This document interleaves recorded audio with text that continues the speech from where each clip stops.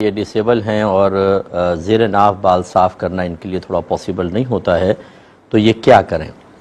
دیکھیں، اس میں ایک صورت تو یہ ہوتی ہے اگر آپ شادی شدہ ہیں تو آپ کی زوجہ یہ کام کر سکتی ہیں کہ مرد اور عورت جو میاں بیوی ہوتے ہیں ان میں آپس میں ستر کے کوئی معاملہ نہیں ہوتا، نگاہ ڈال سکتے ہیں، تو زوجہ یہ کام کریں۔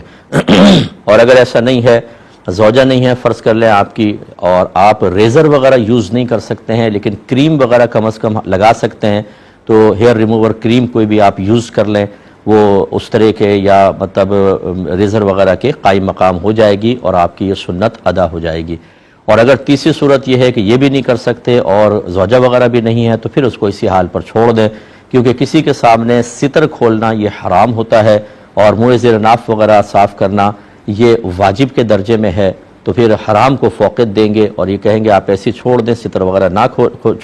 کھولیں۔ اللہ تبارک و تعالیٰ آپ کو انشاءاللہ آخرت میں معاف فرما دے گا۔